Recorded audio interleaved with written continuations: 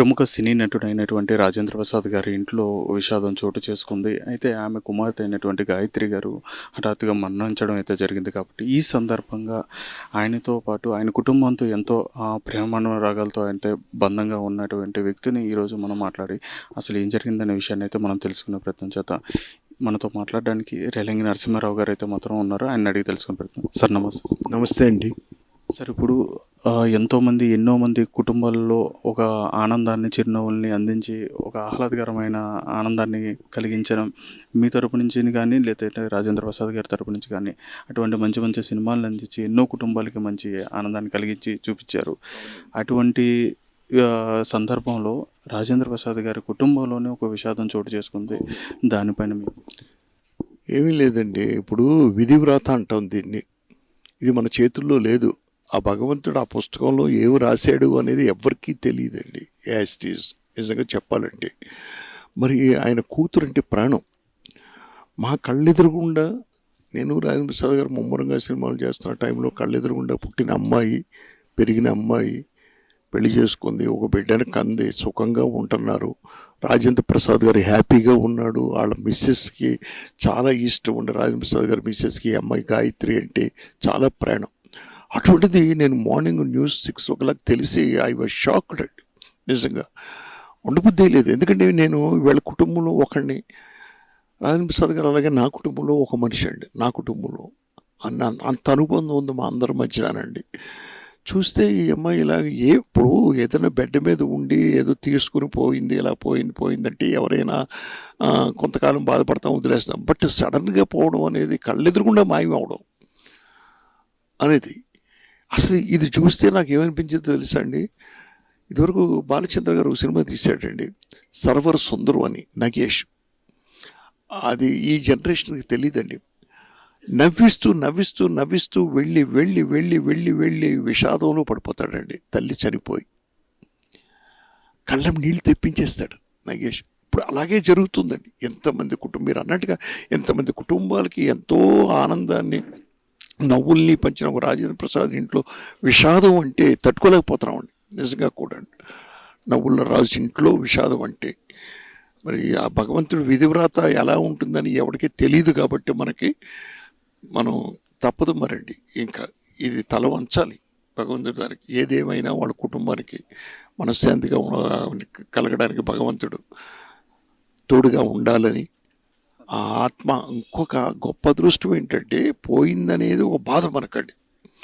కానీ ఆ అమ్మాయి పుట్టింది విజయదశమి నాడట. దగ్గర రాజేంద్ర ప్రసాద్ గారు చెప్పారు, నవరాత్రుల్లోనే పోయిందని మళ్ళీనండి. మరి ఎంత గొప్ప అదృష్టవంతురాలు ఆవిడ. కానీ వీళ్ళు దురదృష్టవంతులు. చిన్న వయసులో 38 years టైంలో చనిపోవడం. ఆ అమ్మాయికి ఒక ఆడబిడ్డ మళ్ళీ రాజేంద్ర ప్రసాద్ గారికి ఒక మనవరాలు. ఆ మనవరాలు కూడా మీరు చూశారు, మహానటి సావిత్రిలో చిన్నపిల్లగా యాక్ట్ చేసింది సావిత్రిగా.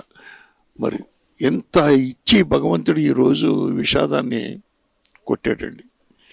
ఏది ఏమైనా వాళ్ళ కుటుంబానికి మనశ్శాంతి కలగాలని, భగవంతుడు అండదండలు ఉండాలని, ఎస్పెషల్లీ ఇప్పుడు గాయత్రి కూతురు ఫ్యూచర్ చాలా బాగుండాలని నేను మనస్ఫూర్తిగా కోరుకుంటూ సెలవు తీసుకుంటాను. Thank you sir. ఇంకొక చిన్న విషయం సార్, ముఖ్యమైన విషయం.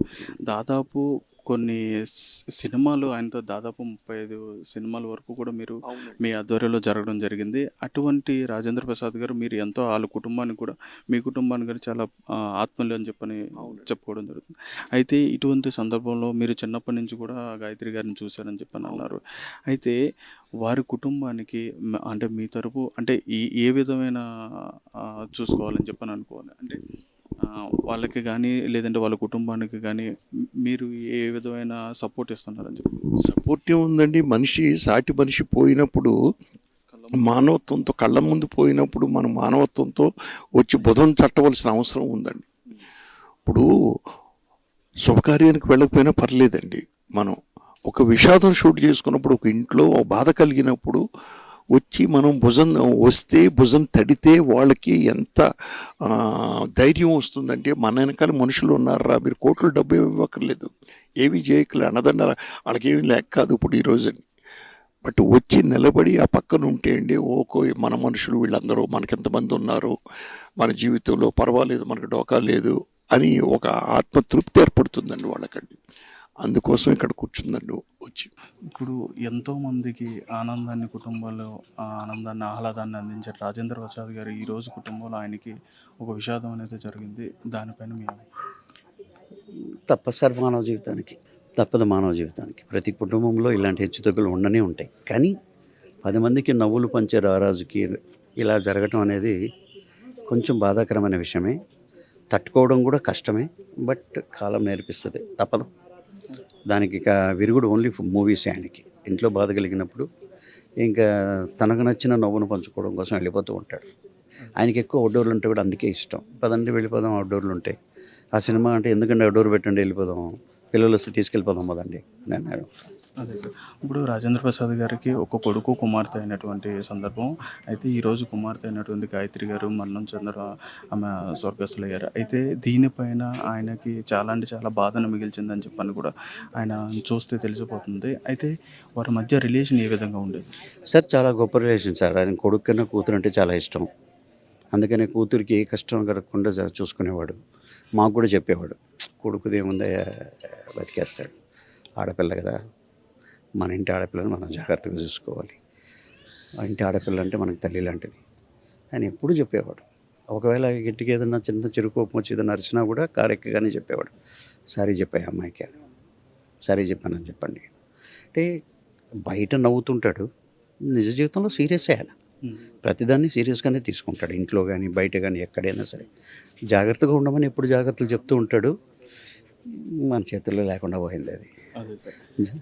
అయితే ఆరోగ్యం అనేది అనారోగ్యంతో ఆమె కొంచెం అస్వస్థతకు గురైందని చెప్పని కూడా చెప్పడం జరుగుతుంది. అసలు ఎటువంటి ప్రాబ్లం వచ్చిందని చెప్పి? లేదండి, అనారోగ్యంగా గురి ఇవ్వడానికి అమ్మాయి బెడ్ రీడ్ ఏం కాదు. పోనీ బెడ్లో పడుకొని ఉంది, 10 రోజులు 15 రోజులు పడుకొని ఉండి తర్వాత డిజీజ్ అయ్యి తర్వాత హాస్పిటల్కి అదంతా ఏమీ లేదు సార్. ఇప్పుడు మన దేశంలో ఉన్న మెడికల్ ఫెసిలిటీ ఏ దేశంలోనూ లేదు. మనం వెయిట్ చేయాల్సిన అవసరం లేదు డాక్టర్ కోసం. ఈరోజు మనకు ఆరోగ్యం బాగాలేదంటే 10 నిమిషాల్లో వాకిన్ అయిపోవచ్చు ఏ హాస్పిటల్కైనా. పైగా ఇలాంటి సెలబ్రిటీకి ఏ హాస్పిటల్లో వాకిన్ ఉండదు. అదంతా ఏమీ లేదు సార్. సడన్ ఎఫెక్ట్ అంతే. ప్రాబ్లం ఏమీ లేదండి. ప్రాబ్లం అనేది ఒక గ్యాస్ట్రిక్ ట్రబుల్ నుంచి స్టార్ట్ అయిన ప్రాబ్లం సడన్గా కొట్టింది, అది తలకాయ నొప్పి. దానివల్లనే ప్రాబ్లం. అదే సార్. అయితే గతంలో కూడా లవ్ మ్యారేజ్ చేసుకున్న విషయం పైన కూడా ఆయన కొంచెం సీరియస్గా అవడం కూడా జరిగింది. దానిపైన ఏమైనా ఇప్పటికీ కూడా ఏమైనా ఉన్నాయా?